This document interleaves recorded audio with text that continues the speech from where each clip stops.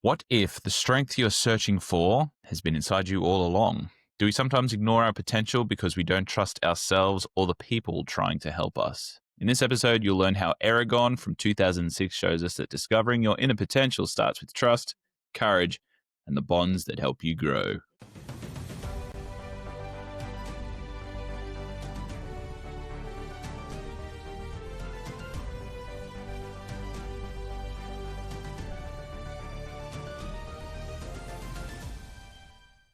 Welcome to the Fandom Portals podcast, a podcast that explores how fandoms and film can help us learn and grow. I'm Aaron, a teacher and lifelong film fan, and each week on the podcast, we explore the stories we love to learn more about ourselves and the worlds that shape us today. I'm joined, as always, by my co-host, Brash. How are you today, mate? I am. Yeah, let's just do this. Perturbed. The reason Brash is a little bit dejected is because this movie, Eragon, that we are doing from 2006, is not his favorite, but it is because he is a big fan of the book. But before we get into that, which I'm sure we'll get into very soon, we are exploring the theme arc over the next few episodes that failure isn't final. And we're looking at the movies that aimed high, stumbled, but then still have something to teach us. From the misguided epics to misunderstood visions, this series will ask, what did the stories that failed to find their audience teach us about finding ourselves? Brash, you want to fire away with your synopsis on this one, buddy? Go for it, mate. Go for it. With as much enthusiasm as possible. In the fantastical land of Alligator, a young farm boy named Aragon discovers a mysterious blue stone while hunting. The stone soon hatches into a dragon, Sephirah, revealing that Aragon has become a dragon rider, a part of a legendary order long thought extinct. His rare bond draws the attention of tyrannical ruler King Galbatorix, who sends his dark sorcerer Durza and the Razak to capture or kill the newly bonded rider. To survive, Aragon is guided by Brom, a former rider in hiding who understands the dangers Aragon now faces. Brom teaches him swordsmanship, dragon riding, basic magic, and the responsibilities that come with being a rider. After the Razak kill Aragon's uncles, he and Brom flee the village of Carvahall. On their journey, they learn that Arya, an elf warrior, who secretly sent the egg to Aragon at great personal risk to herself, and has since been captured by the Empire. Aragon and Brom attempt to rescue her, but Brom is fatally wounded in a confrontation with Durza. Aragon, eventually aided by the mysterious young man named Murtagh, who helps him escape with Arya. Together, they travel to the stronghold of the Vard, the rebel faction resisting Galbatorix. At the Varden's mountain city, Farthendur, Aragon, and Sephirah prepare for an impending attack by Durza and the Empire's forces. During the climactic battle, Aragon confronts Durza, defeating him with a well-placed strike after Sephirah engages him in aerial combat. Through Sephirah, though Sephirah is gravely wounded, she survives and the Varden claims victory. It ends with Galbatorix revealing his dragon and vowing revenge. And then a sequel was never made. Now, that was a very lovely synopsis, but I believe you have more to say. I do. Because here is my real synopsis of this movie. And I like to title this synopsis, Aragon, a cinematic experience nobody asked for. So, the story technically begins the same as way in the book. Aragon, a humble farm boy, finds a mysterious blue stone. Except in the movie, he picks it up like it's a little shiny rock he finds. Like a discount Easter egg from Kmart. No awe, no mystery, just cool, shiny. It then hatches into Sephirah, who immediately goes from being a baby dragon to a full-size, sky blue, questionably rendered adult in 4 seconds.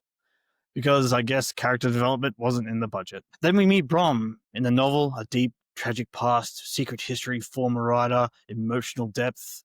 In the movie, hi, I'm Brom. I do exposition. Sometimes I also swing stick. Of course, the villains show up, the Razak, terrifying insectoid monsters in the books. In the movie, they look like 2 blokes cosplaying Dementors after losing a bet.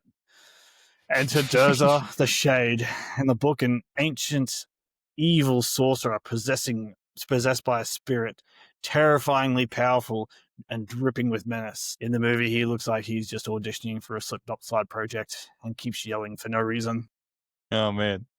Aragon trains, kind of, mostly by montage because who needs world building and emotional growth or learning magic properly when you can just fast forward the plot? Arya shows up, except movie Arya is written like someone read the Wikipedia summary of her book character and said close enough.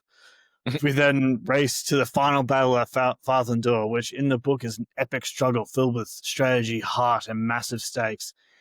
The movie gives us some guy in brown cloaks running around while Sephirah and Durza do aerial Dragon Ball Z light shows.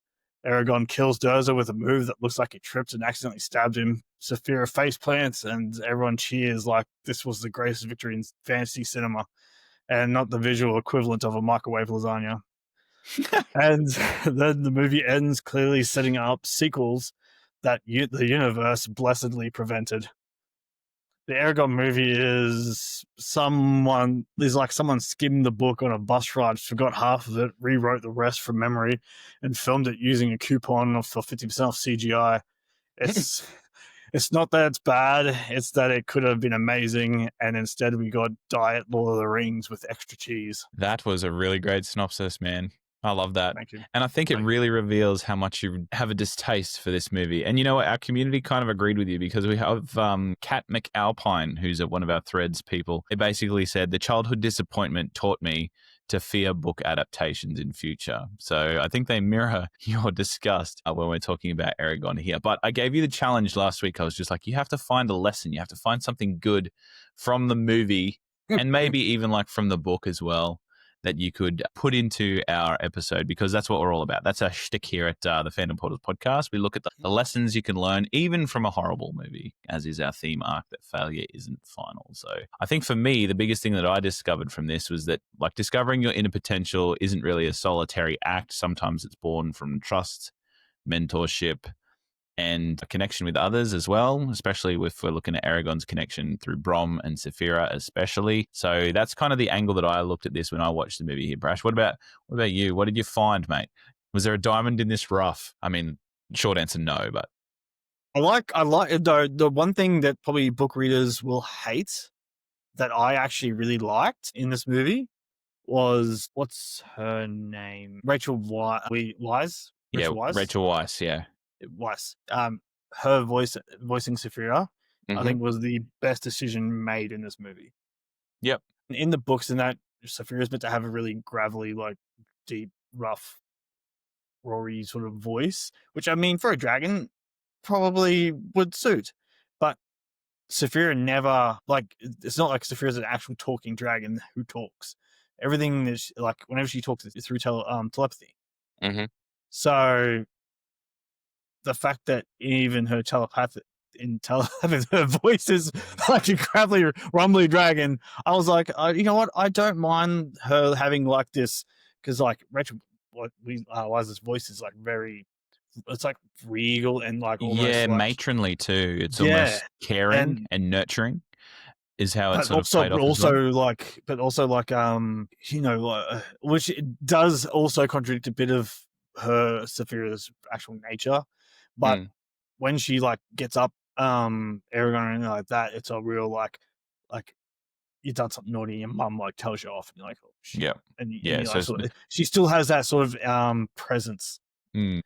authoritative, not Yeah. scornful kind of thing. I think Rachel Whereas Weisz really walks that boundary line pretty well in this, because there are times when she does like have to chastise Aragon, you might say, especially the scene where he is taken away from the village when it's under attack. Like that's obviously a turning point moment for the character that we might talk about a little bit later. But I feel like you're right. I feel like the Rachel Weisz decision was pretty good. There were some people in our Threads community that thought that that was a misstep as well. yeah, But a and lot of the I people, do understand that. I do yeah, understand that because in the books, like she doesn't have that sweet sounding voice. mm, And it wouldn't pay off with some of the things in the books.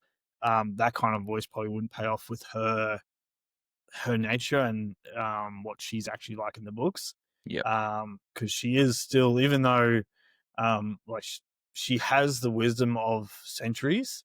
So even being in that egg, she um, has absorbed things around her, and she knows more than what what chronology or her like time limit more, on the yeah. planet She would knows she allow. knows more like about she has more wisdom than you would think a relatively newborn dragon would, or newborn anything would have.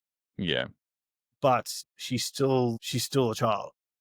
Like realistically, in this, well, at the start, she's meant to be 6 months of her growing up to a point where she's a couple, like maybe a couple horses long instead of her big self, and like she struggles to, like she can carry Aragon, but even for her, it's a bit more of a struggle. Even like 6, 8 months into them being together, and not 4 seconds after they meet. Yeah. And I think that kind of was lost in the movie as well, because the most fundamental thing to this story that I think would make or break it, if and when they remake this in the future, is the relationship between the dragon and the rider. Because even through the characters in the exposition of this movie, as you know, horrible as it was, you still sort of got the underlying tone that that's supposed to be important. I don't think it was represented well in this movie, and I think we lost a lot when we lost the growing up phase in that 4 second sort of flash montage of her bursting through the cloud, being struck by lightning, and then coming down as a fully grown dragon. But I mean, to that point as well, I don't think it was really fully explained that this like dragon, now that it's an older dragon, contains the wisdom and knowledge of lots of things that came before it, almost like genetic or ancestral kind of knowledge. You just kind of assumed, like the audience kind of knew, oh, the dragon's big now, so it knows a lot. But really, it was probably like, I don't know, a month or two old as it Yeah, was flying through the air. So that was a little bit confusing for me as well. But when I first watched this one, I watched it a few years back. I think I watched it when it first came out, actually, in 2006, because I remember having a really big Lord of the Rings hangover. Like I was looking for my next yeah. fantasy thing to sink my teeth into, because obviously the Return of the King came out and just blew everybody's mind away, and then everybody was kind of looking for the new fantasy. And I'd always loved dragons, and my brother Derek read these books. And I think it's well known, if you're a social media follower of the Fandom Portals podcast, I'm a very slow reader, but I love stories. So he would sort of tell me what happened in tidbits about what happened in this book, and I always was interested in it as an IP, you could say. And I really really love dragons, which is also no secret. So I was always intrigued by this, and I do like Jeremy Irons as well. So there was a lot of reasons for me to dive into this. But even at my young age, my young cinephile self thought that something was off with this movie, like whether it was the pacing or just the way that it was acted, especially the dialogue. Cringe, mate. It was just, Oh, so, and the dialogue that makes Sephirah say, "Holy yep, crap!" yep, yeah. She just ruins her character completely. Mm. Like, don't get me wrong. I think that Ed Speleers is a decent enough actor for the leading role in this, and I don't know. He definitely pulled off Aragon for me. Like when I saw like the poster when it was coming out, and I'm like, hell yes. And I saw who was on it. I'm like, you know what, this might be pretty good. mm. And then like I saw that like the fact that they had John Malkovich's Galbatorix on there, I'm like, Oh, strange. You never see him in the first book, so I'm not sure why he's yeah. on the poster. But okay, we'll see how it goes. Maybe he's revealed at the end. Probably Hmm. shouldn't be on the poster because it could be some big reveal at the end. Um, and but then like you pretty much see him straight off the bat. I'm like, huh, I think he's in the first scene, literally in the first scene. that's yeah, telling Dozer to go get the egg. Yeah, yeah. I, I am sad without my egg. What we're talking about in terms of the dialogue, it's just really bad, but also that really steals away the looming villain aspect Yeah, of King Galbatorix. 100%. He's supposed to be this dragon rider And that basically got, it seems like to me through the movies, he got fed up with being the best at everything. So he then went and destroyed everything and his became the king of it. backstory is both very sad and tragic, and then very dark. So his dragon gets killed. Yeah. Oh, yeah, everybody. It's Spoiler alert for the books, by the way. sorry, spoiler. Yeah, spoiler alert. You haven't read the books. I doubt there's going to be any more movies. Yep. So There might be a TV series maybe, in the hopefully, yeah, works. I'd love a TV series. I've read some things. I'll reveal it at the end of this as well. Nice, So nice. there's some news I in don't the want to get my pipeline. hopes up. So yeah, I really don't want to get. just for everybody to know, spoilers ahead. But yeah, so he loses his dragon, dies in a conflict because he wanted to sort of prove himself to be one of the best. So he goes off to kill a bunch of Urgles by himself. They get the better of him, and they kill his dragon, who protects him. He manages to escape, is completely gutted because when the dragon and rider, if one of the two die, usually the other one dies as well because of the great loss they take, unless they're able to like pretty much close off their emotions. So he manages to do that and then goes back to the riders begging for another dragon so he can go back there and avenge his fallen dragon. The rest of the rider organization, of course, goes, no, you did something stupid. You lost your dragon. You don't deserve another one. Mm. And then that sort of makes him go a little bit cray cray. And he then decides, you know what? Screw you guys. He goes, kills another rider, steals his dragon, warps its mind to obey him and artificially forms a pack with it, and then goes on, recruits other riders who are weak of willed and sort of controls them, and him and his Forsworn go out and pretty much annihilate all of the dragon riders until it's only him and his Forsworn. And that's his sort of, so his backstory, it starts out as tragedy. He was just trying to, I mean, probably like show off, but show that he was one of the best writers that have come out of recent years, and ended up losing everything because of it. Yeah. So I guess it sort of sounds like he had the potential and the meaty backstory to be quite a formidable villain in the story. For me, there isn't many roles that John Malkovich plays that I actually enjoy. Just like nothing against him as a professional, but his cadence when he speaks always seems either theatrical, like it belongs on the stage, or just like it's stilted in a way that just doesn't. It pulls me out of a movie. And like who I would have actually liked to play King Galbatorix is Javier Bardem. If you've seen Salazar's Revenge from Pirates of the Caribbean, he plays Salazar. I think he would have been pretty good, just because he has that ability to really invoke a sense of menace. I know that there are lots of people in our Threads community that said that they strayed too far from the source material. So badge_9 said that they strayed too far from the source material and made some changes that would have made future events really impossible. They thought that Sephirah looked great. They're one of the people that also said that she sounded wrong, and Aragon was just too much of a gromless twit, is the words that they used. He was a little bit, like, that again is just due to the writing and how fast they just streamlined through everything. But yeah, no, 100%. They missed, so many things that they screwed up that ruins everything for what they could have done in the second movie. So the whole point of the second book, which would have been the second movie, was to do with the Razak, who are killed in the first movie. So the whole, because they go and terrorize Carver Hall trying to find Roran. So because in the second book it splits up into three stories: Aragon's story, Roran's story, and Naswada's story, Arjahad's daughter. Okay, so that third character you said, who was that one? Arjahad's daughter? Naswada. Yeah, I don't think she's in this movie at all, for one. She is. She is? She doesn't talk, or she doesn't really talk that much, but you do see her, I think she does talk to Aragon at some point very quickly. And then you see her standing next to Arjahad in the battle attire. Yeah. But in the book, she was meant to have gone to Serda, then sneaks back and joins in the battle without her father's knowledge. Yeah. And then Roran looks very similar to Eragon, played by Chris Egan, who is an Australian actor very famous for playing on Home and Away. I feel like their interactions at the start, and pretty much all of his interactions when he's in his home farm village, it was kind of rushed to the point where I didn't really care when it was destroyed. Like, not that I'm a cold-hearted person, but like there wasn't enough for me to buy into it. And then their relationship, when you were talking about Roran and Aragon being really close, like cousins as close as brothers, you'd say. And then when he was going off to join the military and the army and become a warrior, like they had this playful fight at the start with some absolutely cringeworthy dialogue. That was the worst dialogue that I've seen in the movie, was between those two. And I don't think it's a detriment to the actors. I definitely think it's the writing. But they do play fight in the book, but in like theirs is more like in here they're like, it's almost like rolling in the hay. Yeah, but it misses so much, like because it misses so much at the start, it almost sort of just writes Roran out of the movie and out of future potential movies, because it's Roran, we're very close. I have to go away now and go to the millers and go and be a miller so I can make some money so I can buy a farm. And then he fucks off.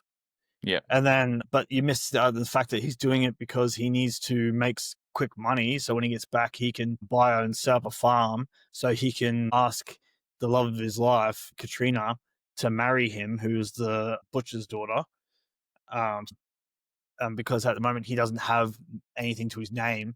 So in their custom in that village, when you ask them to marry him, you have to put down like a dowry, and you have to have something to present to the family or the parents of the whoever you're proposing to Yeah. prove that you can support and take care of their daughter. So that's the whole reason why he had to go. He didn't want to go. He had to go because another thing that pissed me off so much was that there were soldiers in Carvajal. They're not supposed to Like, be, or there's not supposed to be a no, presence there. Because you were no, not telling even me a presence at before that all. like Galbatorix only really cared about the places that would be advantageous to him to show that he cared. Yeah, and Yeah. also Carvajal's right in his spine, and he tried marching his army through the spine and ended up pretty much losing his whole entire army. So he doesn't go. He doesn't fuck with the spine. Yeah, yeah. But you don't even know about like really the spine, because that's where Aragon's meant to have found Sephirah's egg, was in the spine, which is a big mountain range that runs alongside of the valley where Carvajal is. Because Carvajal is actually technically in the middle of the spine, the big mountain range, and a huge forest that ends up, if you keep traveling east into the forest and keep going, you'll eventually get to the Elven Kingdom. Yeah, yeah. And Galbatorix can't get into there, and he can't go through the spine either. So Carvajal is usually like a pretty safe space. But yeah, there's soldiers just running around, and it's like. So I think we've kind of mainly been talking about how the book adaptation is very different to the movie. And when we're looking at that, we've obviously got some really good film adaptations of books, and we've got some ones that are forgettable as well. And I think this falls into the former category. So some of the differences that I've noted as well, and some of our community have noted, is that some people had a problem with the fact that the magic in the book had really sort of strict rules. It was based on an ancient language and an energy cost as well. But then in the movie, it almost seemed like it was vague, it was inconsistent. And then sometimes it was used without an ancient language. I think what they said was the moment that Aragon had to use his magic in order to sort of rescue or save Brom was book accurate, but some other instances were a little bit too far removed from the source material, which kind of made the world seem a little bit sort of flippant. And that lore and that backstory for some of the characters, because they had to rush through them, they didn't get the depth or the care that they were allowed. For example, we talk about Murtagh, like he doesn't appear until 40 to 50 minutes through this hour and a half, hour and 40-minute movie. And then he's almost like forgotten. And I know that their relationship plays a very significant part in Eragon's journey, but also Murtagh is a very central character going forward as well, to the point where Christopher Paolini, the original author of the Aragon books, actually wrote a book about Murtagh at the end of it to finish off his story arc. So he's like played by Garrett Hoodland as well, who's one of my favorite young actors. Yeah, he's a really talented young man.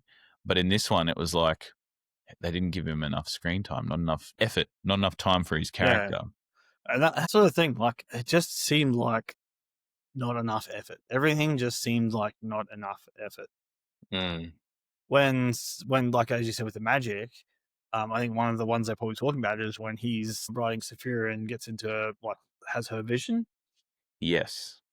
So in the book, it's not a spell. It's just the fact it's part of their bonding. The fact that they can basically meld their minds together because of how, like, because they are bonded together to see as one. And it's not just a spell that you can just do and just be able to see like a dragon. Like, yeah, and it's all a bit. Yeah.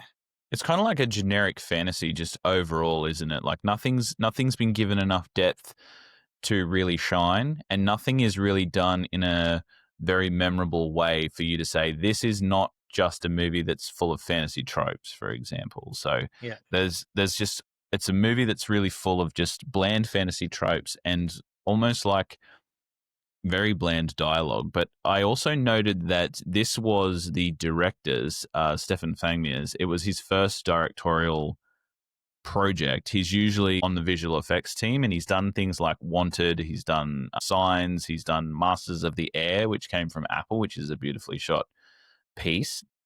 So I think, like, for that reason, he was fresh and green, and then some of the actors that they cast in leading roles were fresh and green as well. So, and Yeah. then also adapting something that has that sort of deep and rich backstory and story and lore is tricky at the best of times, even for the most experienced directors and screenwriters. And then when you get a team of new people in, it then just becomes a little bit more so. Not to mention the fact that, like, this was a lot of people's, I'll say, gateway drug into fantasy, because it came out, I think, I don't know when the books came out, but this movie came out when you and I were about 16 years old. The books were earlier than that. So it was almost like when Yeah. we were teenagers coming into like reading full stories, and this was sort of coming out as something that we could access and read, because the story goes that Christopher Paolini was a young man when he wrote this, self-published by his parents, and he actually went around the country sort of going to bookstores and doing book signings and things like that and marketing it himself and republishing it himself eventually as well. But it got very popular very quickly. So I think that there's definitely like source material and an audience behind it, but the opinions on it are very sort of mixed, and it goes from people that really grew up with it and have that nostalgia, and then people that kind of revisit it or get it later on in their life, and they read this thing that a 16, 17-year-old Christopher Paolini wrote. And it's just like, this isn't written very well in terms of the first book. Yeah, and like you can even tell, like even in the book, like the first book, because I'm currently up to the third book again because I started rereading them all, and I'll have to go through the first book. Like each book, I think gets better and better. Yeah, that's a common opinion too. The first book, it's okay, but you can see like where he's written some things where you're like, okay, it's weird you wrote it like that, but okay, yeah, sure. I get what you're putting down here. Yeah, but and I'm like read back, and some bits are a bit corny. Like reading it, I'm like, nah, it's a little corny. And then, like when I was rereading it, but like Yeah, when I read it, I was what I think it was like 14, 15, 14, yeah, 15, because I read the first book and I finished it pretty much just before the movie came out. Because I was like, oh, I read the book, and then like the movie's coming out. I'm like, hell yeah. I'm like, I gotta finish this because I think I was like towards the end anyway. Because I'm also a pretty slow reader at times, and so I was getting through the book, and then when I heard the movie's coming out, I was like, oh, I've got to get through this. And then and then I watched it, and I was so deeply disappointed. yeah. I think like your opinion mirrors a lot of the fans that sort of come out of the cinema there. And I think there was someone on our threads as well that said the only good thing to come out of the movie was that Avril Lavigne song. That was Yeah, that Ara kind of, Wago who said that from Threads. And like, yeah, great song, but very, very misplaced. yeah, It was a weird song to put at the end. And I think it was trying to bank on that teenage nostalgia, because obviously very Twilight. that Twilight sort of music when Muse was playing on there, that fit pretty well because it was a story about those teenagers in the modern world. But that's the music we were listening to, and obviously it's a movie we'd go and see, so it was hitting its target audience, but it just didn't really fit the fantasy vibe. So yeah, what could have been. What could have been? There are some online debates as well, but before we get into that, we might just talk about like its flop status, because this movie had a budget of $100 million, and it actually made in worldwide money $250 million, which looks like a success until you factor in like the marketing campaigns and things that went towards this. So they produced a video game that was accelerated to the PlayStation to get it out quickly before the movie, which was janky at best. And then the marketing for it was also pretty full on, to the point where Fox was branding this as their next big franchise. And it had to make a certain amount for them to obviously greenlight sequels, as they do. So it was a financial underperformer, and it kind of barely broke even, because in order to make even, you kind of need to make 2.5 to 3 times what you spent on the movie. Yeah, So it's not like a financial flop, but it's definitely a critical failure. It also received horrible reviews from fans and critics, and it was just, yeah, the fans felt like it removed too much from the source material, which we kind of discussed here already. But there is some theories going around, or some people that have discussed the fact that this movie is like Star Wars in a fantasy setting, like Aragon is Star Wars, but with dragons. Have you heard this before, Brash? Sort of, and I can sort of see where they're coming from, but yeah, Yeah. like the Eragon Bron and Brom and Aragon aspect of it, I can see as like a old Luke Skywalker, old Obi-Wan Kenobi sort of Yeah. gist of it. But Well, really, the but farm boy like, being the yeah, chosen one, that's Luke Skywalker and Aragon. You've got the princess who sends a secret object, the disc file in R2D2, and the secret egg as well. You've got the wise mentor who guides the hero in Obi-Wan Kenobi, and also Brom. You've got the empire that's ruled by a dark sorcerer in terms of Emperor Palpatine, and then Galbatorix as well, and a powerful magical enforcer who is governed by that person in terms of Durza and Darth yeah, Vader. And then you've got this hero that ends up joining the rebellion, or in this case, the Varden. And then at the end of the movie, they go through their first big battle to defend the Varden's base. And there's a celebratory ending with a sequel in sight. So, beat for beat in that way, people have said that Aragon in the movie looks a lot like Star Wars. yeah. I was gonna say because I'm like thinking back to books. I'm like, yeah, I can sort of see it, but I like it's very basic, um, linear. Structural outline. Yeah, and I can Yeah, agree with that, because I think that what the book does is it obviously has heaps of this in-depth world building. It's got really big character arcs. It's also got like a political structure and a cultural system that we don't see in the movie. And, you know, Hollywood made all these shortcuts to make the film 140 minutes or whatever it was, like an hour and 40 minutes. And, you know, in doing so, it cut away all the meat that made it look different to Star Wars. So what was left was the skeleton of what they call the hero's journey, which we talked about when we did our episode on Dragonheart. It's a very popular storytelling device, but people have said that because they stripped so much away from the book material, all that was left were those skeleton beats, which are very similar to Star Wars. So, for example, one of the steps in the hero's journey is the refusal of the call. So it's a very pretty much the first, or in the middle, the middle of the orientation sort of step in the hero's journey, where the I hero was like, basically is presented with. I never asked to Yep. get Sephirah's egg. Yeah, exactly. So they'll have the outline of basically their destiny laid before them, and they're just like, stuff this, I don't want to do that. So the refusal Yeah. of the call, and then there is an inciting See, action or a catalyst that makes them do it. So in both cases, in Aragon and Star Wars, it's the death of the uncle or the aunt.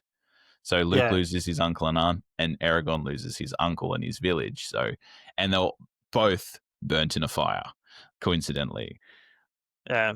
See, that's the thing. Like, see, Aragon in the book, like, he never really like was like, I don't want to. I never asked to be. I didn't want to be a dragon rider. Blah blah. I suppose he sort of was a bit like that, like at the very start when like as soon as his uncle dies, but not He halfway always seemed through. like he wanted to be more, though. He always had that Yeah. aspect of like, I want to be more. I just don't know what that is. Well, And also, because yeah, in the start of the book, he was sort of like, oh, I didn't really ask for this, blah blah. But he gets over that quite quickly because he's like, oh, because his whole thing is it's not motivated by I'm going to defeat Galbatorix and be a hero. His whole thing was I am going to trace down to the ends of the earth these Razak. I'm going to murder them. as That's a revenge, yeah. that revenge. Revenge is his whole thing in the first book, and then it's not taught not until even when he gets to the Varden, he's sort of like, we're only here because if we didn't get here, Arya would die. Well, that was pretty thin as well. Like his motivations for joining them and finding them were pretty thin to me. Like the movie didn't do a good job of foregrounding why he was doing that, except just to follow the beats of adventure. And obviously, Brom has told him that the Varden is where all the dragon riders go. So it's like he's just following it because other people have told him to, as opposed to something that he intrinsically wants to do. Another thing that is pretty similar in terms of Star Wars, obviously, as you said, the mentor's death. Now, that is a common trope in the hero's journey as well. It is where the protagonist is supposed to like supersede the mentor's teachings and then go and learn stuff on their own. Like this happens in an amazing story in a piece of fantasy like Lord of the Rings. Like Gandalf falls down the bridge of Khazad-dûm as a result of the Balrog, and then the fellowship have to venture on and move beyond him. Like it's something that happens everywhere, but it's to the point where like Obi-Wan sacrifices himself so that Luke and his friends can escape, and Brom does the same thing so they can Yeah. get Well, away from Durza while in they're that point, rescuing a princess too. well, exactly in that point. So when Brom dies in the book, it's to the Razak, and it's because when the Razak's escaping, one of them just turns around and goes, "Meow," and throws a dagger at Aragon. And because Aragon used some magic, he's really weak, so Yep. he can't dodge. So Brom has to jump in front of him and take the dagger from the Razak because Murtagh comes in and chases off the Razak, Yep. Yeah. and then that's where Brom gets the dagger, and then they take him for a bit and try and patch him up and heal him, but eventually he does succumb to his wound. And Yeah. then they do put him in, they do bury him in rock, and then Sephirah breathes on the grave, and it turns into like crystal and everything like that, and it's very sad and emotional. And that's sort of when Aragon fully, like, he doesn't decide to kill Gabatorix, but it's another motivation to get revenge on the Razak. It sort of reignites and reinvigorates his fact that he's like, I need to do whatever I can to make sure these things are dead. And with Murtagh, and I hate how they introduce Murtagh because he comes in and helps during the getting Arya out. So he's meant to help them when they fight the Razak and scare the Razak off, and the Razak piss off, and you don't see them again for the rest of the book. They go and Aragon learns how to scry, basically like scry magic in D&D. Well, it's sort of like, yeah, it's like scry in D&D where you can only see the person and you can't see things around him. Yep. Well, Magically through like for those that don't know what scrying is like a magical look in at a person who might be far away or at a distance from where Yep. where you actually But are. he does have dreams about Arya, but it's never like the one where she's on the table. She's like, Eragon or something, says his name or some shit. It's like, what? No. He looks at her and she's like all ragged up and in her cell, and then sort of just looks up at where like he is sort of like looking down on her. She sort of looks up, and he's like comments in the book that he's like, it's almost like she could see me. Yeah. And then he wakes up from his dream and he's like, I think that's an actual person. It can't be a mistake. And Brom and everyone's sort of like, oh, no, it's just a dream. You're right. And then he Don't be silly, boy. don't be silly. And he actually scries her and then sees that she's an actual person. Yeah. And then is like, we have to rescue her. I don't know why, but we have to rescue her. So he scries the existence of the princess, and Luke Skywalker sees a digital reflection through R2D2 of the princess saying that she needs rescuing and help. So she doesn't say she needs rescuing, and he doesn't know why he has to rescue her, but he's like, I just have a feeling that I need to rescue her. But realistically, like rescuing her is like does great things for him later on in the books. But really, and physical attraction has nothing to do with it. Yeah, he wishes. Yeah. But yeah, it's just a lot of missteps. And another big one, which I don't think a lot of people have, maybe I haven't read all the comments, but I don't know if a lot of people talk about it, is Angela as well. Angela, and you don't even meet Solomon. This is the fortune teller, correct? Yes. So the fortune teller tells him three things: that someone is going to die, someone's going to betray him, and that he will leave this land and never return. There's three things he's told. And then you meet a werecat, a really rare and special race that when they tell you something, you must listen. And he tells him three things as well. That if he needs a weapon, to look under the roots of the Manoa tree. When he needs help, to go to something rocks. And I can't remember the third one, but currently where I'm up to in the books, in the third books, is he just found the weapon underneath the Manoa tree. But yeah, you don't even meet Solomon. and he's like a major part of it. And you don't meet I can't remember his name. He's a friend of Brom's, and him and Brom were actually the two who stole the egg in the first place.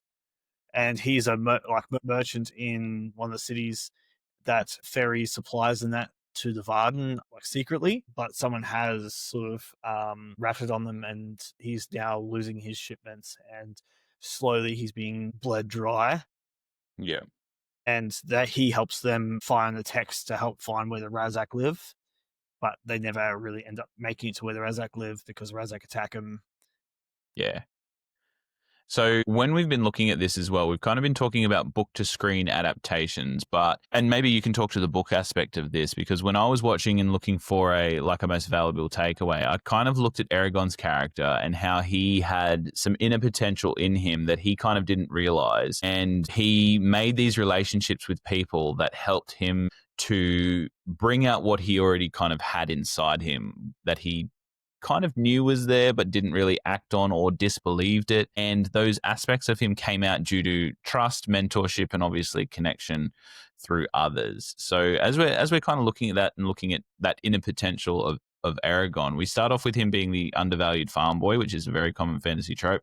But he seems like he's like completely invisible, and you can see that when they shoot it as well, because he's in a place of smallness in contrast with this giant legend and basically massive fantasy world. And he's like this little farm boy in the middle of the spine in a forgotten place. And it's the point where they're talking about it's like the legend that he kind of has to grow into, or he's small at the start, but the legend that's coming is something that he'll need to sort of grow into. And he does have a lot of good qualities at the start as well, because you can see him obviously trying to provide for his family, and then like through hunting and things like that as well, and then bargaining with Sloane the butcher. But then it's almost like he had to start in this ordinary world to show his transformation and his naivety at the start. So then there was obviously the catalyzing action that showed that he was almost awakening. And one of the visual effects supervisors, John Bruno, actually said that they wanted the scene where he sees the egg to be like a flash of light that symbolized like an awakening, like a bright blue energy and light. And it was intentional because they wanted to show his shift from ordinary to extraordinary with that big flash of blue when the egg was transported to him. That was the moment that changed his future. So with that, you can see him obviously moving through and making that relationship with Brom, where he finds him being we find Brom as a broken guardian to start off with, but you can see Brom also has inner potential because he was once a big protector and guardian of the land, a dragon rider, so to speak. And he's lost this ability to see it within himself, almost like Aragon has as well. And a lot of people have said that Brom was written as the bridge between Aragon's doubt and his later destiny, which is what mentors are supposed to do anyway. But I feel like both of them together bring out that inner potential in each other, which is what good mentoring and mentee relationships are supposed to do. And maybe you can talk about the book a little bit more as to how their relationship develops. But as we saw in the movie, a lot of it is exposition, like Brom is teaching him about the world by just telling us about it. Yeah. And then to the point where they also see some people being attacked by, I think it's the Razak. Are they attacked by the Razak? And they're just like, okay, sweet. Now let's go over by this riverbed and smack sticks against each other for a while instead of, answering the hero's call and doing something about that. Yeah. But I think what I sort of focused in on was the fact that they had this inner potential in them, Eragon and Brom. And it wasn't until they met each other and they started to do this mentorship with one another, go through those common struggles, but then also come out at the end of it as owning their potential.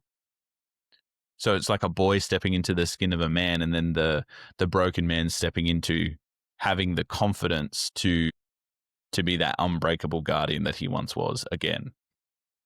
Yeah, and I think that's another misstep they did. So Brom, even though yes, he was a sort of a mentor to Aragon, in the books I wouldn't call it like he basically gives him enough that he's going to survive. Because in the books Aragon can't read, So Okay. he teaches him how to read because he's got to read to learn how to use magic, to learn how to use ancient language. Like he has to learn to read the ancient language. He's just got to learn to read in general. Aragon does teach a fight with sticks, and they do move on to be out fighting with actual swords. And he teaches him a magic to coat his sword so it has like a thin film over it, so it doesn't like it still hurts to get smacked with it, but it won't cut. Yep. And they end up sparring with real swords. But the whole time, he is grumpy. He always gets up Aragon, calls him an idiot and a fool, like constantly, and like he just has this like grumpy dad energy, like constantly, always, and Is like there an only undertone of care though? Is there an undertone of like, there is, but it's not something you really pick up on until like the third book, yeah, where more of the backstory is revealed. But throughout the first, like if you just read the first book, you'd be like, "Damn, this guy's, this guy's, this guy's." yeah, yeah, But like he does like care for Aragon at all. But yeah, it's a lot of you're an idiot, you're a fool. It's some curse that came to you. yeah. But like underneath it, there is a massive underlying sort of how to do it without doing huge spoilers. Reason. There's a big emotional reason why Brom is like that towards him, and you find out that from that later on. And I won't spoil it, but one thing is he finds out later on is that he sees a memory of Brom talking with Sephirah, and he's like, it must be some sort of sick joke or some cruel fate that Aragon, the egg found its way to Aragon. And Aragon straight away is just like, it just cuts him deep. He's like, even Brom thinks that I'm just absolutely horrible, blah, blah, blah. And then he goes on and you find out what he actually meant by that later on, Yeah. um, through like a pretty big backstory. Mm. But yeah, through the whole thing, he like in this, like he barely gets 4 words for himself. Everything he says is this long script of just World lore. building. Yeah, Yeah. take that. He doesn't have any. He doesn't have any like his own personal thoughts. It's just expose. And the next time he has to talk, it's expose. Mm.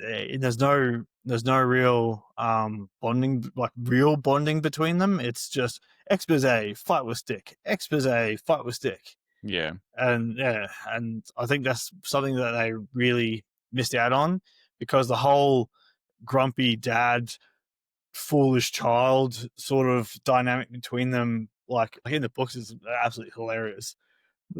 Like Aragon will be a smartass, and then Brom will snap back at him, and like it's just like this dynamic. And then Sephirah is sometimes like in there trying to keep the peace, and but I feel like Brom knows the weight of the responsibility Aragon carries and is trying to load that onto him in slow portions. So I think he said it pretty perfectly there, where Brom is obviously the mentor, but he's also a man who's carrying like a lifetime of failure. He's like so broken that he doesn't trust himself to protect anyone in the future or even guide or mentor anyone, but he actually does take up that charge and he chooses to do that with Aragon, obviously for an emotional reason that you were talking about that you will not reveal on this podcast and maybe tell me later. yeah, but well, another little bit of a spoiler, but not a big spoiler. But the reason why Brom, I think this doesn't really portray, like it's sort of, they try and portray it a little bit in the movie, but because there's no sort of no depth in the character of Brom, it's hard to pick up. But it's because it's not like Brom has sort of given up the fight or anything like that. It's that he's now at a stage where he doesn't have to do he's not doing the fighting anymore. He's doing the watching and waiting, and he's had his revenge. Well, sort of. Morzan, one of the Forsworn, was the one who killed his dragon. Yep. Which is revealed in the movie as well, Morzan being Murtag's father. Yeah. Yeah. And Morzan killed Brom's dragon, and Brom killed Morzan. Yeah. But I think what what Brom wants to imprint on Aragon is that his relationship with his dragon is more important than he is giving credit to. So it's not a like an ownership or a Like companion. It's companion, more yeah, like it's a symbiotic relationship between the both of you, and it means more than what you think it does because he's yeah, talking from a space of past pain, which is something that mentors also do as well. They teach from experience to the point where mentors actually imprint behavioral patterns on their mentees, which is kind of, you can see that subtly through this movie as I think they try to do it through a little piece of dialogue that Aragon says at the end of the movie where they've got to do this for Brom now or something along those lines. But it was very cliche and just a throwaway really. And there was no weight to it, I guess. And I think Sephirah actually said it as well when they were burying him in his crystal mm. sarcophagus, that they were going to carry on what he sort of taught them and be there for one another now.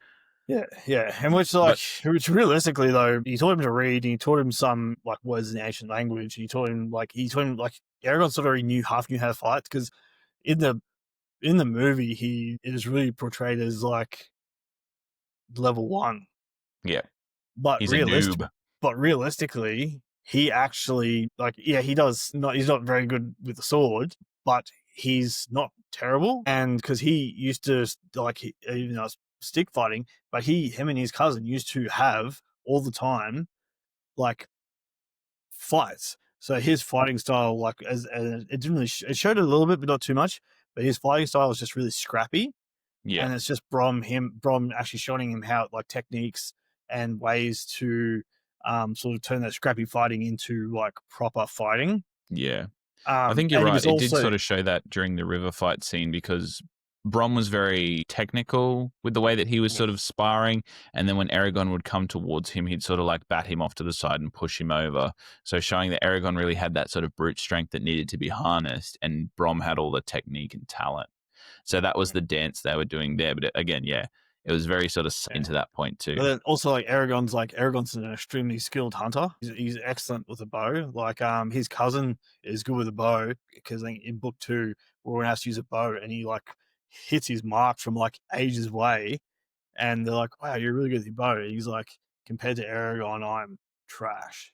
Yeah. Like, Yeah. but it's really understated on how much like Aragon uses his bow a lot in the book, Mm. in the first book at least, anyway. And I sort of, I suppose, a little bit after he's sort of learnt from Brom, a bit more. But at the start, he uses his arrows a lot more, like his bow. But Yeah. which is And I why think, he used his bow against the Urgles and said Brissingar and made the yeah. I bridge think I think explode. Brom, or at least from the movie's perspective, Brom, played by Jeremy Irons, knew that Aragon had some sort of potential in him because he knows that the magic of the dragons and the way that they choose their people is a very important process. And he obviously adheres to and admires these dragons and he trusts Sephirah's choice. But he also always tells Aragon, trust your instincts. And you wouldn't say that to somebody who you thought was a fool, like he does say that he is in the book, because you feel like their instincts are correct, or you've got the correct thing in you already that we just need to bring out and allow you to trust in yourself more. So I think in that space he's portrayed as a pretty decent mentor because that's what they're there to do. Is there to allow Aragon to look at the things that he knows is inside him and bring them out and use them in spaces of challenge so he can then grow as a result of that challenge. It's that zone of proximal development that we were talking about in past episodes as well, where if a challenge is too hard, people don't want to do it, but if it's too easy, you don't learn anything from it. So it has to be in that sweet spot, and mentors' jobs to get people to move toward that sweet spot by scaffolding learning from the things that they already know how to do to the new things that they need to learn. So, for example, he's really good, Aragon, at hunting, tracking, using a bow. You can use that natural knowledge and tapping into that natural world to then possibly have an idea of using natural forms of magic, like summoning a fire using the word Brisinga. So, scaffolding that knowledge is important for mentors too. And again, I feel like it's very thin in the movie, but those lines that he says, like, trust your instincts, alludes to that kind of relationship that he has there. Yeah. I think the most important relationship in the book and in the movie is the one between Aragon and Sephirah. And I think in the movie, it develops in a couple of different ways. At the very start, you see him being the primary caregiver of this little dragon hatchling, and then within 4 seconds, they're obviously companions. Equal.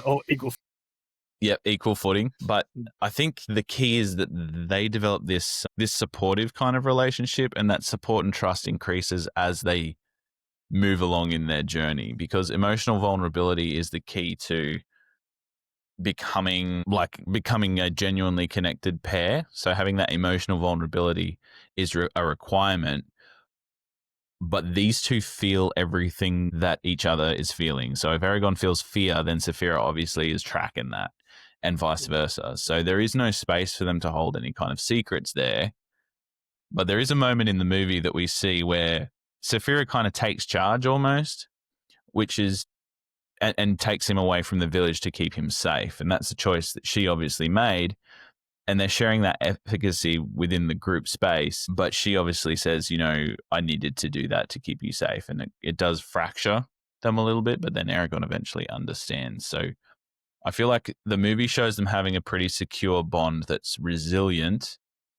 But again, I think we lose a lot of that developing bond at the start when they skip over Sephirah's growth.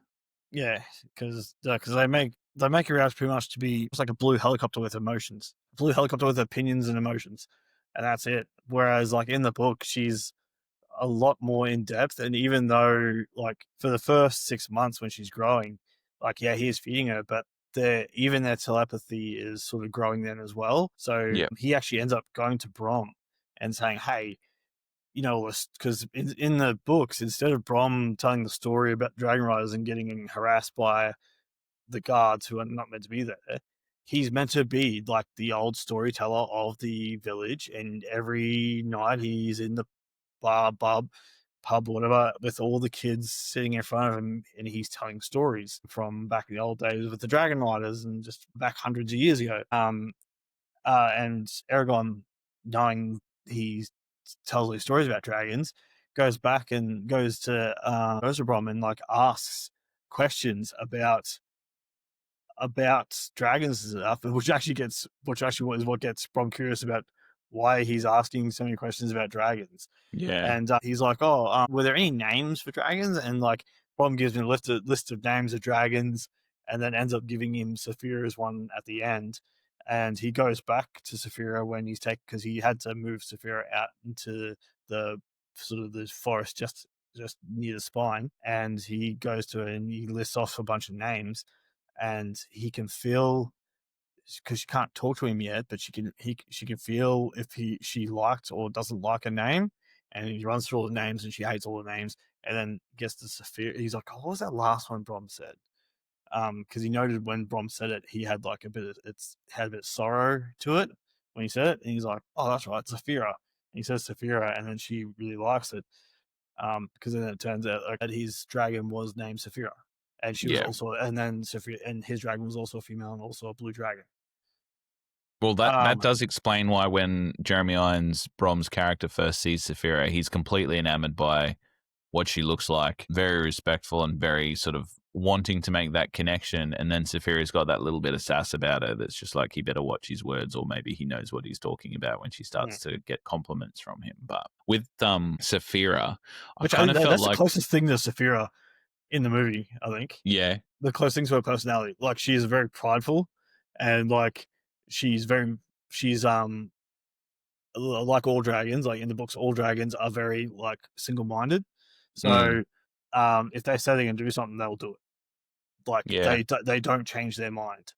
And yeah. Sephirah always brings up and says it, and she's like, "I don't know how yours and the elves and the dwarven races get by changing your mind all the time. Dragons know what they want, and they go for it." Yeah. So yeah, so that point there where he's like saying like her hind legs are a bit too thin or some shit, and he's like, "Watch yourself." Yeah, she'll look brutally honest. Yeah. But that's probably the closest thing to Sephirah that in this movie that we got. Yeah, personality wise. I think Yeah, for me in personality this wise. one, it's like in the movie specifically, I think they were trying to portray Sephirah as Eragon's like psychological mirror. So at the start of the movie, he was pretty insecure in himself, or he didn't really portray any characteristics that showed him as a worthy dragon rider. But then Sephirah would be there with that sort of calm certainty in her voice, and asking Aragon to trust her and building that sort of bond.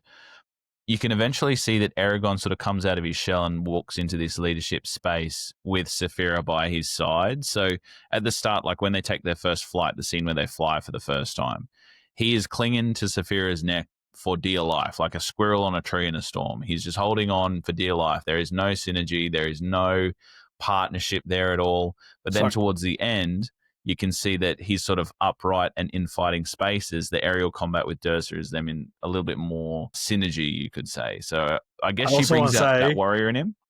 that riding that and the thing about when they're riding and Brom's like, oh, I wonder you can ride it from anywhere, even the Yeah, tail. Sure, what a load of bullshit. No, and I don't think at any like I haven't reread the very last couple books, but I know for a fact in the first three books he's never ridden on a tail. yeah. Well, I think that because did they he's do that still in the he's finale? still he's still he like in the books he makes his saddle has leg straps. He straps his legs into, Yeah. and Well, doesn't he he's get all still cut up too? well, he does. He gets his legs all cut up from her scales, and that's why they're like, well, because you rode her without a saddle. And Bob's like, you rode her without a saddle, you dickhead. Yeah, yeah, And yeah, so like his saddle as like leg straps in there to strap his legs in, and he still uses them now, even in book 3. yeah. I can definitely agree to that. But I just think like their posture towards the end when he's sitting on the dragon doing fighting on the dragon, and then prior to that he was clinging onto her, shows that they've sort of built that trust, and he's gotten better at certain things because of her teaching as well.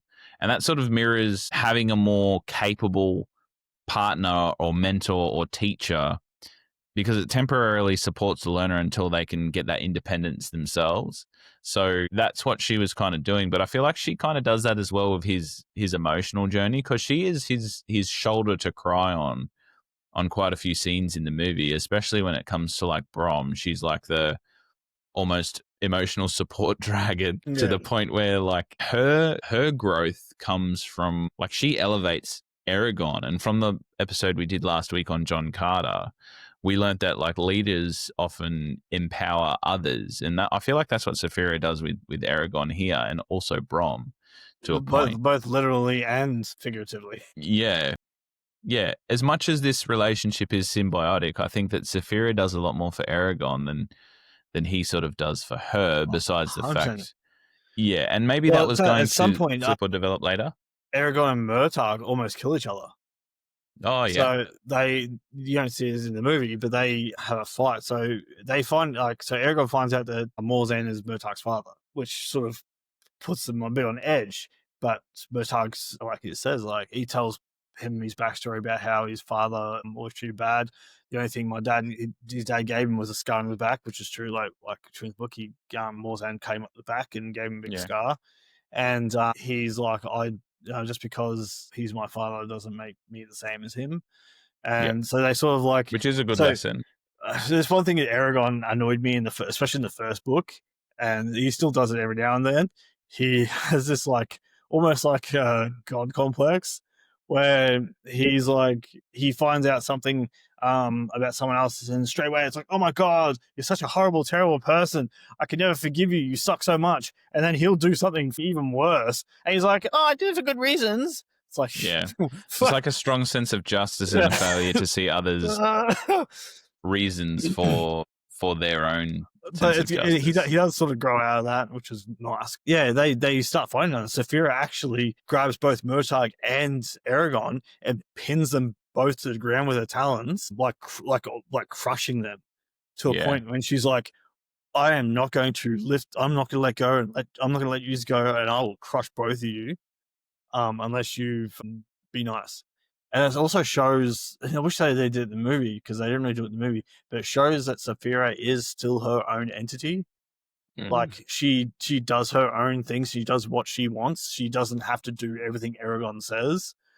Like Yeah. if Aragon's like, oh, let's do this, and she doesn't want to do it, she'll be like, no.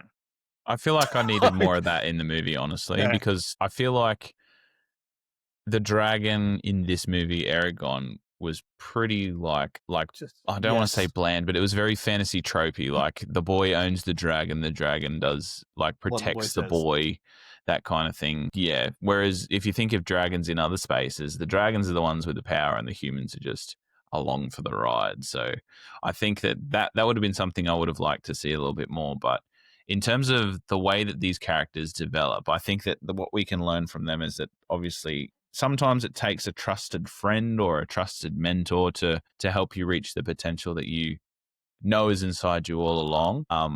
And also moving on to like things that could be happening in the Aragon space. Christopher Paolini has got some YouTube shorts out, and I'm not sure how old they are. I think they're from 2023 or 2024. So at time of recording, they're about a year and a half to 2 years old at this point. But he is like answering questions of viewers on what's happening with the Disney Plus series in terms of Aragon, because somebody asked him if it was going to be a live action show, and he said, yeah, it's definitely a live action because hopefully we can have the budget to do it, because somebody said you'd be able to do more if it was an animation.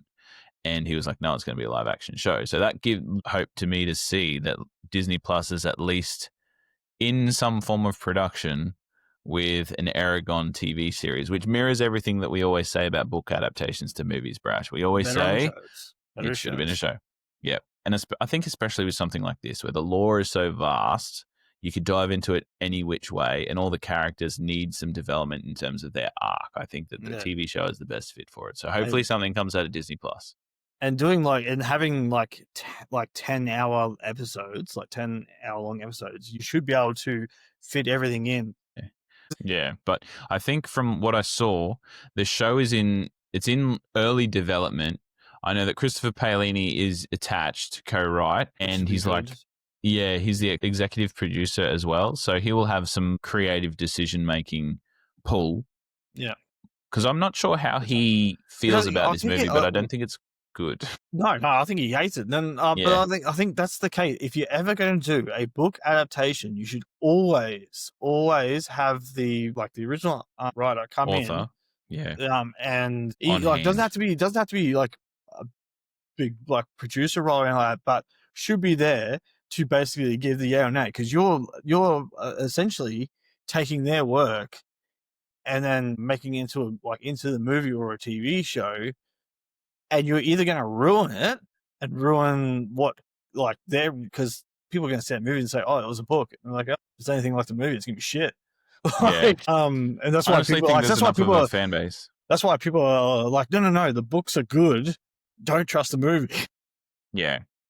I think it says it hasn't fully been greenlit. Production is progressing slowly. There's been no casting announcements. All we know is that Christopher Paolini is on and actively involved, co-writing, executive producing. They're intending to make the entire 4-book inheritance cycle as part of Yeah. the TV show. It's coming out on Disney Plus at time of recording. This is the news we have. And I think there will be some negotiations and obviously script revisions, especially if Paolini's involved, because he will hold it close to his heart. I'm not sure if he's in the pipeline to write any new books, Brash, but No, I not know that that I'm aware of. yeah, I think this is a space that is obviously close to his heart and has the potential to be like something big on Disney. Would you like obviously looking forward to it with him involved and being an obvious fan? Oh, yeah, 100%. Like, yeah, if he's involved and if they keep, if oh, I'm hoping he keeps them on track, because he like look at The Witcher. Like people tried keeping that on track, and that went just down the shitter. But the Yeah. first season was really good because Mm. they kept a lot of things the same, and then it sort of just went off the rails a bit as the Yep. seasons progressed. But Right, let's rate this bad boy, Brash. I'm gonna let you go first because I feel like it's pretty obvious what you're gonna give this. no, I'm actually going to give it a 1. That's me being generous, Okay. purely because I didn't mind a lot of the casting. I thought a lot of the casting was really good. just the scripts and the dialogue they had was very unfortunate, and Yep. then the fact that they just veered completely off from the books was also very disappointing. And like, as much as it's not the same as the books, I don't mind Sephirah's voice in it being all like more nicer, because Yep. I've also got the Aragon series in audiobooks as well, and the author that does the Sephirah voice, and I swear when I first heard it, I'm like, it's hard, like, but like I understand it's probably actually more accurate than than what the movie is. But I mean, I don't mind that. Like, Sephirah is meant to be like this big, mystical, majestic creature. Give her a nice melodic mind voice instead of making her mind voice sound like grated cheese. Yeah. Also, imagine hearing that just in the middle of the night and you just wake up in a start all the time. But all right, I will also give this one because I did like the casting of Jeremy Irons, and I think that despite the fact that he was given lots of exposition to do, he did the best with it what he could. I also liked Rachel Weisz, and I like Dragon, so it gets 1 star for that. I think the story beats were off, but an average of 1 out of 5, which places this 29th on our Fandom Portals honor board, which is obviously last, sitting under Jersey Girl, which gets 1.75. So we have a new wooden spooner, as we call it in Australia. I don't know if that's an American term, but we definitely use it. Wooden spoon means you're at the bottom, stirring all the crap. But yes, from here, Brash, we move onwards and upwards, continuing our theme arc on failure isn't final. Unfortunately for Aragon, failure was final. But we were able to learn some lessons in terms of inner potential, mentorship, trust, and connection through this movie. So next week, we are looking at Treasure Planet, which is a community pick from you guys. You guys voted this one in on one of our bracket polls on Instagram. So if you want to be a part of those, definitely go and join our socials, which is at Fandom Portals everywhere. We do these brackets on our Instagram, but we're also on Threads. A lot of our community comments that we read out on the podcast come from Threads as well. So if you wanted to get your say read out on the podcast, make sure you go and look at our polls and posts on those. But Treasure Planet is the one that you guys picked, so that's the one we're going to do. Watched it today, blown away, but we're going to get into that a little bit more next week. So that's what's coming up. Make sure you save the date. We're out every Wednesday. Gratitudes before we leave. I am grateful for Magic the Gathering. Reconnected me with a few new friends, and I actually won a Commander game, which is great. So the Avatar of Zendikar, great card. You get plant tokens for every single piece of land that you have on the field. So I was unassuming during this Commander game and just said, I was like, oh man, all I'm getting is land. I had it in my hand the whole time. I was like, all I'm getting is land. So I wasn't a threat. And then I had like 25 lands, played that. What color deck? Smacked them. What deck do you? It was a Windgrace Commander, which means I had Forest, Swamp, and Mountain. And yeah, it was basically ramp. It was ramp hard and create tokens based on land and landfall and all that kind of stuff. And to everybody who doesn't play Magic that listening right now, they're like, what are you talking about? But yeah, get into Magic. Green, black? And red too. Green, black, red. Yeah. Yeah. But yeah, I digress. That's my gratitude. What's yours, Brash? The Inheritance series. After all the shit you pulled on it today, the books is what you're talking about, right? Yeah. Yes, the books. I guess I mean, because I read all the books, and then I hadn't picked I had just been pretty much going through like a whole bunch of other books, and I've been reading a bunch of other books, and like Name of the Wind and like that. Great book. Very good. Patrick Rothfuss, for those of you that want a meaty, chunky fantasy. When is his 3rd book coming out? When is his 3rd book? He made a fucking little tiny book about some of the other characters, but hasn't brought his 3rd book yet.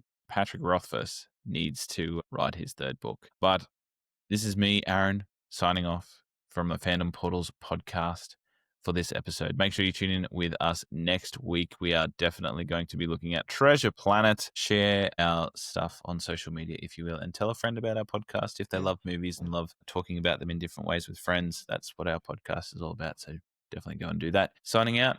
Keep learning, keep growing, keep loving fandoms. Bye.